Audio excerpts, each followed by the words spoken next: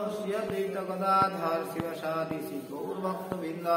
हरे कृष्ण कृष्ण कृष्ण हरे हरे, हरे राम राम राम हरे हरे। ओम नमो भगवते वासुदेवाय, ओम नमो भगवते वासुदेवाय, ओम नमो भगवते वासुदेवाय। वंशीया हरे कृष्ण सुधी सज्जन भक्तमंडলী। तो এই কন্দর্পমণি দেবহূতির পরিণয় সে চলছে, এই অধ্যায় আমরা বেশ কিছুদিন ধরে আস্বাদন করছি। আজকে কত নম্বর শ্লোক? 13-14 মধ্যে হবে। আমরা 13 নম্বর শ্লোকটাই পড়ি। হ্যাঁ, 14 পড়ব। হরে কৃষ্ণ, সবাই বলবেন আমাদের সঙ্গে। যৎ উদিতম অনাদৃতা কিশানম অভিযাচতে ক্ষিয়তে তজ্জশ স্ফুতিম মানস্য অবজ্ঞয়া হত। যা উদ্যত মনাদৃতা বিনাশ অভিযাচতে ক্ষিয়তে তজ্জশ স্ফীতম মানস্য অবজ্ঞয়া হত। অনুবাদ: যে ব্যক্তি আপনা থেকেই আগত কাম্য বস্তুর অনাদর করে, যে ব্যক্তি আপনা থেকে আগত কাম্য বস্তুর অনাদর করে, পরে কৃপণের কাছে ভিক্ষা করে, তিনি মহা প্রতিষ্ঠাশালী হলেও তার যশ ক্ষয় হয় এবং অন্যদের অবজ্ঞা করার জন্য তার সম্মানও বিনষ্ট হয়। জয় শ্রীল প্রভুপাদ কি জয়। বৈদিক বিবাহের প্রথায় সাধারণত পিতা ও কন্যাকে উপযুক্ত পাত্রের কাছে দান করা করে। এই অন্তত সম্মানজনক বিবাহ পাত্রপক্ষ বিবাহ করার জন্য কন্যার পিতার কাছে গিয়ে কন্যাকে প্রার্থনা করা উচিত নয়। তাকে তার সম্মান পূর্ণ হয় বলে মনে করা হয়। স্বয়ম্ভু মনু কন্দর্প মুনিকে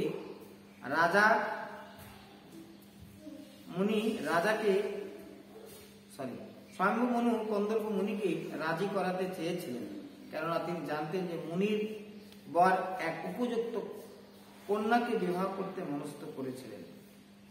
আমি আপনাকে ঠিক সেই ধরনের এক উপযুক্ত পত্নী দান করছি, এই দান প্রত্যাখ্যান করবেন না, অন্যথায় যেহেতু আপনি পত্নী গ্রহণে ইচ্ছুক, তাই আপনাকে সেই জন্য অন্য কারো কাছে পত্নী ভিক্ষা করতে হতে পারে। যারা আপনার সঙ্গে এত ভালোভাবে আচরণ নাও করতে পারে, তখন আপনার সম্মান ক্ষুণ্ণ হবে। এই ঘটনা আরেকটি বৈশিষ্ট্য হচ্ছে যে স্বয়ম্ভু মনু ছিলেন সম্রাট, কিন্তু তিনি এক দরিদ্র ব্রাহ্মণের কাছে তার গুণবতী কন্যাকে সম্পাদন করতে গিয়েছিলেন। কন্দর্প মুনির কোনো জাগতিক সম্পত্তি ছিল না, তিনি ছিলেন একজন বনবাসী তপস্বী, কিন্তু তিনি উন্নতি সংস্কৃতি সম্পন্ন ছিলেন। তাই কন্যা ও দানের ব্যাপারে জাগতিক বিষয়ে সম্পত্তি থেকে সংস্কৃতি ও গুণাবলীর গুণ অধিক। 14 নম্বর শ্লোকটা পড়ে নিন। অহং তাসর অনর্ভ বিদ্যান বিবাহত্তম সমর্পিতম অত্যস্তপকর্বাণম প্রবত্ত প্রতিগৃহণমে। অনুবাদ: স্বয়ম্ভু মনু বললেন, হে জ্ঞানবান, আমি শুনেছি যে আপনি বিবাহ করতে প্রস্তুত আছেন। দয়া করে আপনি আমার কাছে অর্পিত এই কন্যার পানি গ্রহণ করুন, কেননা আপনি আজীবন ব্রহ্মচর্য পালনের ব্রত গ্রহণ করেননি।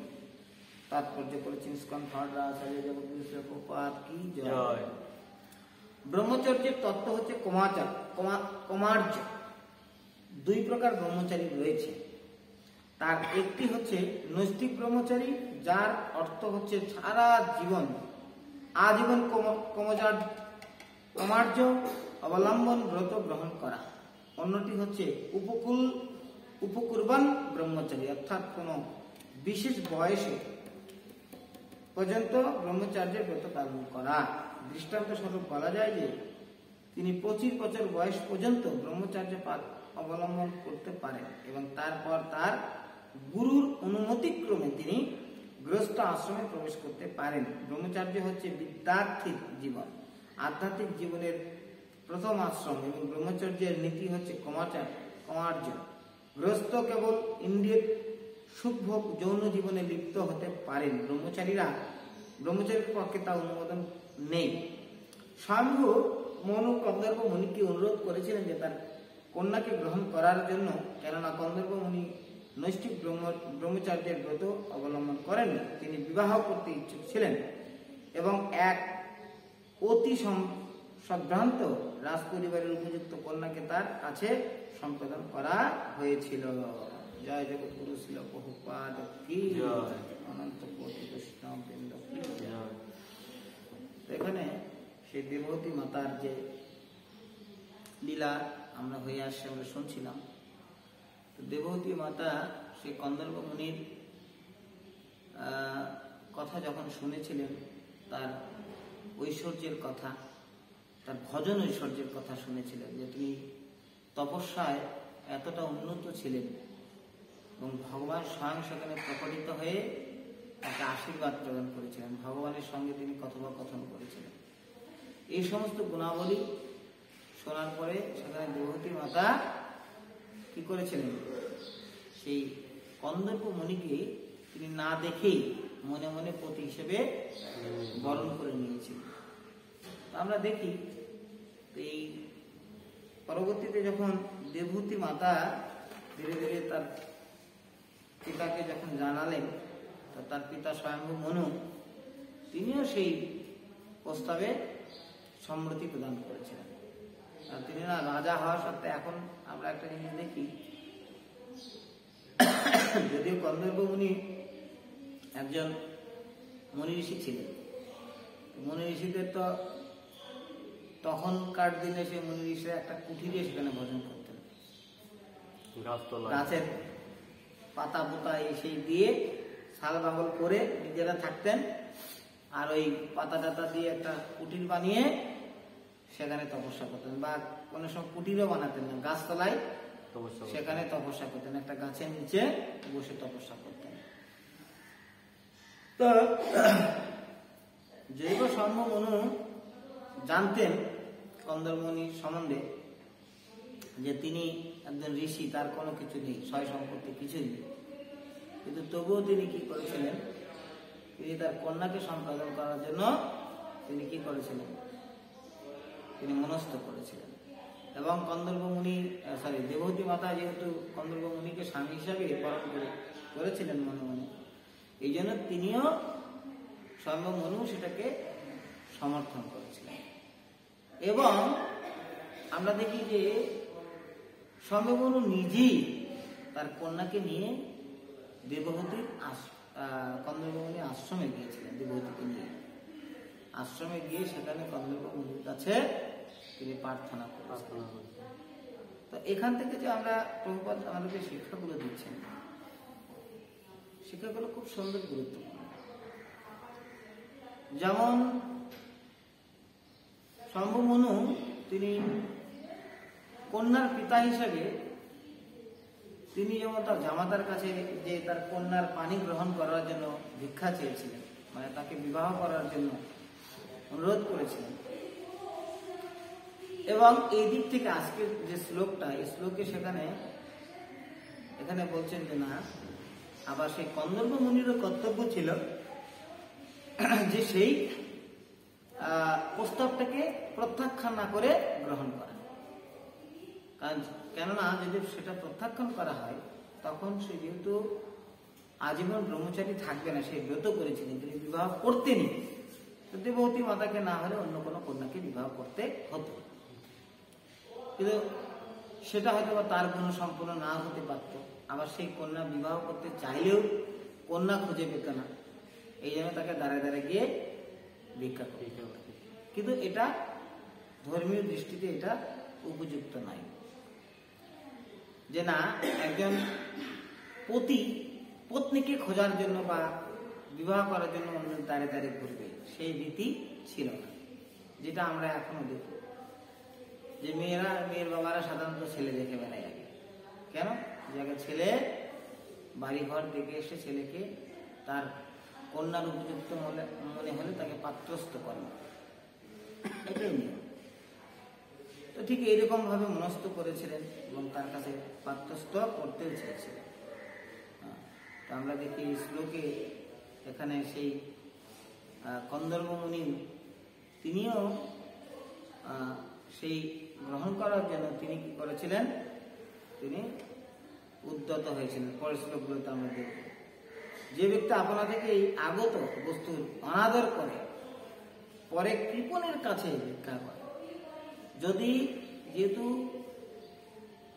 এটা কন্দর্প মুনির কাছে এসেছিলেন দেবতী মাতা, রাজকন্যা, আর রাজকন্যা তার ভাগ্যশালী হয়ে তার কাছে এসেছিলেন, এই জন্য সেই ভাগ্যটাকে তার গ্রহণ করাটাই উচিত ছিল। তিনি যদি এটা মানে গ্রহণ না করতেন তাহলে সেটা অনাদর করলে কি হয়, এখানে বলছে পরে কৃপণের কাছে ভিক্ষা করে তিনি মহা প্রতিষ্ঠাশালী হলেও তার যশ ক্ষয় হতো। এই জন্য এটা যখন আমাদের কাছে মনে হবে যে না, একটা কন্যা যদি গরিব হয়, আমাদের গুণগুলো বিচার করা উচিত। এখানে গুণের কথা বলা হচ্ছে। আমরা তো শুধু লাবণ্যতা দেখি, শরীরের ভিতর তার খুব ধবধবা ফর্সা কিনা, হ্যাঁ, তার বাবার টাকা পয়সা কত আছে, আর সেই মেয়ের সৎ চরিত্র না অসৎ চরিত্র সেটাও দেখি না আমরা। আমরা দেখি যে অসৎ চরিত্রের কিছু অনেক আছে, অসৎ চরিত্র নারী আছে, তো তাদেরকে বিবাহ করে সেই স্বামী কখনো সুখী হতে পারে না, তার যশ নষ্ট হবে, ক্ষয় হবে।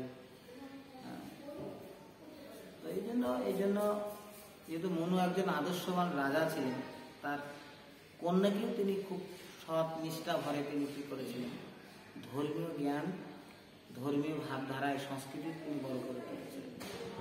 এই জন্য কন্দর্প মুনি তার গ্রহণ করাই যেটা তার পক্ষে শ্রেয়কর ছিল। এবং কন্দর্প মুনি খুব তীক্ষ্ণ ছিলেন, এই জন্যই তিনি দেবতীকে সেই রাজকন্যাকে তিনি গ্রহণ করেছিলেন। জানতেন যে তিনি খুব তপস্বী।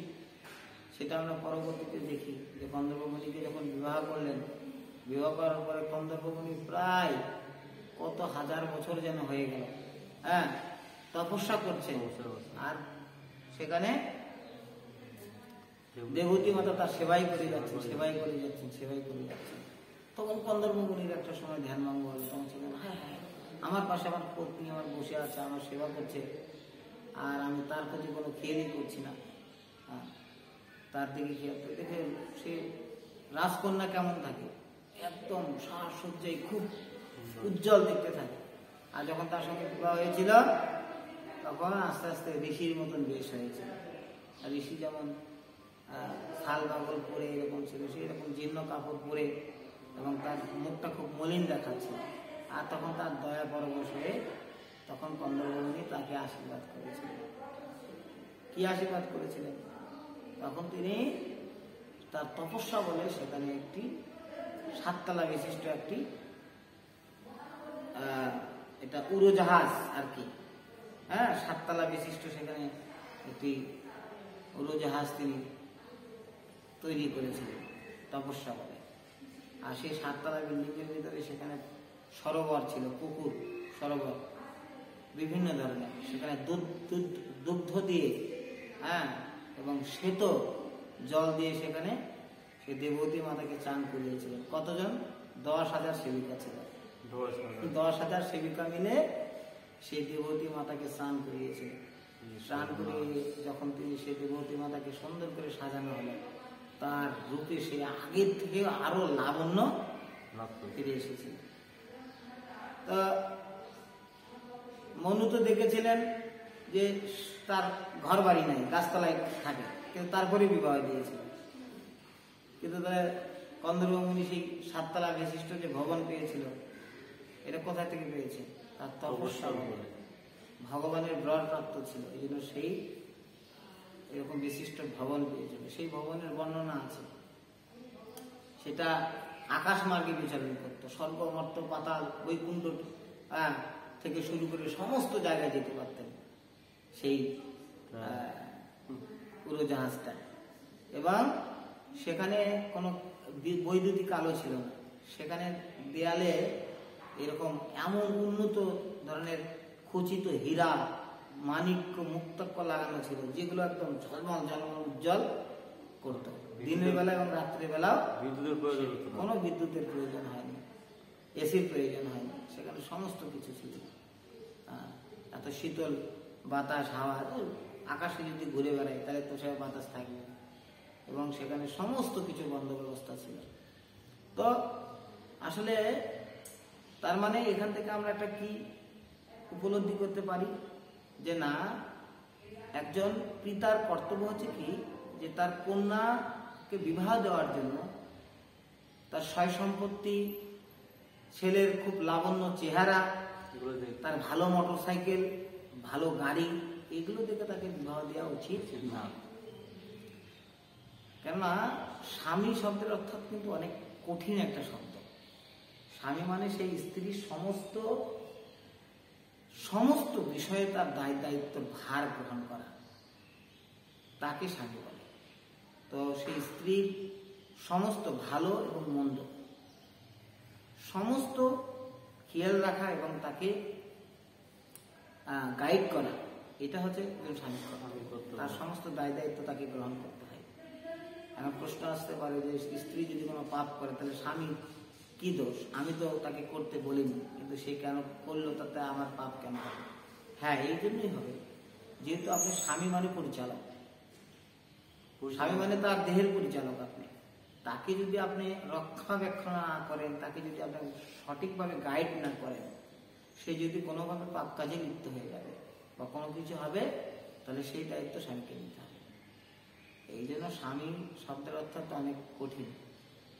তাকে দায়িত্ববান হতে হবে, সমস্ত আধ্যাত্মিক জগৎ থেকে উন্নতি করতে হবে। তো এই জন্য একজন পিতার কর্তব্য কি, সেইভাবে একটা জামাতা গ্রহণ করা উচিত বা পাত্রস্থ করা উচিত পাত্রীকে, যেখানে যিনি আধ্যাত্মিক জগতে অনেক অনেক উন্নত থাকবে। অথবা তার জাগতিক সম্পদ নেই, কিন্তু পারমার্থিক তার সম্পদ আছে কিনা সেটা আমাদের দেখা উচিত। এখন কি আমাদের এটা দেখেন? ভালো প্রতিদিন মঙ্গল আরতি করে কিনা, পাত্র, এটা দেখি আমরা না। পাত্র প্রতিদিন ভগবানের সেবা কার্য ঠিক মতো করছে কিনা, 16 মালা জপ করে কিনা, সে গুরুদেবের আদেশ নির্দেশ ঠিক মতো তার জীবনে পালন করে কিনা, এগুলো আমরা দেখি না। আমরা কি দেখি? ছেলের চেহারা কত সুন্দর, মেয়ের চেহারা কত সুন্দর, টাকা পয়সা কত আছে, সোনা গয়না কত দিতে পারবে, টাকা জমি কত আছে। আমরা দেখেছি যে এখানে কন্দর্প মুনি, মনু, স্বয়ম্ভু তিনি তো রাজা ছিলেন।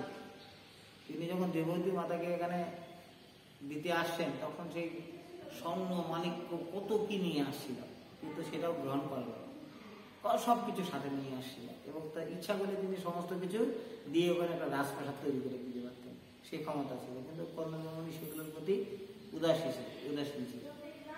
আর মনু দেখেছিলেন যে না, আমার জামাতা এগুলোর প্রতি তার কোনো ইয়ে নেই, কারণ তার যে ঐশ্বর্য, তার যে সম্পদ আছে, সেটা অনেক অনেক অনেক গুরুত্বপূর্ণ সম্পদ। সেটা কি তার তপস্যা শক্তি ছিল, আর তপস্যা শক্তি দ্বারা তিনি সমস্ত কিছু করতে পারতেন। এরকম মনুর যেমন রাজ্যের মানে এত এত রাজপ্রাসাদ ছিল, তিনিও ইচ্ছা করলে এরকম হাজার হাজার রাজপ্রাসাদ তিনি তৈরি করতে পারতেন। যিনি 10,000 সেবিকা তৈরি করতে পারে তার কন্যার জন্য, তাহলে কি ক্ষমতায় তার ভিতরে ছিল। তো সেই রকম তার আধ্যাত্মিকতা আমাদের দেখা উচিত, দেখে এরকম আধ্যাত্মিকতা দেখে আমাদেরকে পাত্রস্থ করা উচিত। তাহলে সে মেয়ে সুখী হবে, আর মেয়ে সুখী হওয়া মানে বাবাও সুখী হবে তখন। তাছাড়া দেখবেন আজকাল বাবারা বিয়ে দেওয়ার পরে রাত্রে ঘুমাইতে পারে না। কি হয়েছে? শ্বশুর মেয়ের বাড়ি থেকে সংবাদ আছে বিয়ে ভালো নেই। কেন? আপনি ভালো থাকার জন্য তো এত কিছু দেখে দিয়েছেন, কিন্তু ভালো নাই। যাই হোক, তো এই জন্য আমাদের এটা করা হচ্ছে। আজকে অনেক বিয়ের ডেট আছে, অনেক বিয়ে হবে, এবং সাথে আজকে একটা কি নাকি একটা দিবস জানি না, তো সেই দিবসটা ভালোবাসা দিবস সম্ভবত। তো এই দিবসগুলো আসলে ভগবানের জন্য ভালোবাসা আমাদের করা উচিত, ভগবানকে ভালোবাসা উচিত। কারণ আমাদের ভালোবাসা স্থানটা একটাই, সেটা হচ্ছে ভগবানকে আমরা নিঃস্বার্থভাবে ভালোবাসতে পারি, আর ভগবান আমাদেরকে নিঃস্বার্থভাবে ভালোবাসে। তাছাড়া আমরা এই জাগতিকভাবে যে ছেলে মেয়ে যারা এই দিবসগুলো পালন করছে, এতে করে আসলে সমাজে আরো বিশৃঙ্খলা তৈরি হচ্ছে।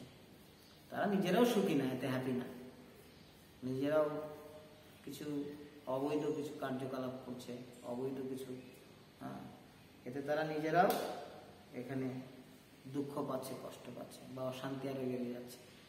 এই জন্য আমাদের ভালোবাসাটা ভগবানের চরণে আমাদের সমর্পণ করা উচিত। আমাদেরকে প্রভুপাদ যেটা শিখিয়েছেন, মহাপ্রভু যে শিক্ষা আমাদের দিয়েছেন, কৃষ্ণ ইন্দ্রিয় প্রীতি বাঞ্ছা, কৃষ্ণের প্রীতির জন্য আমাদের সমস্ত করা উচিত। আমাদের কোনো কিছু নিজের জন্য করা উচিত না। জয় জগৎগুরু ছিল প্রভুপাদ কি জয়। সবাইকে অসংখ্য ধন্যবাদ। বসে থেকে আপনারা ভাগবত কথা শ্রবণ করলেন। জয়।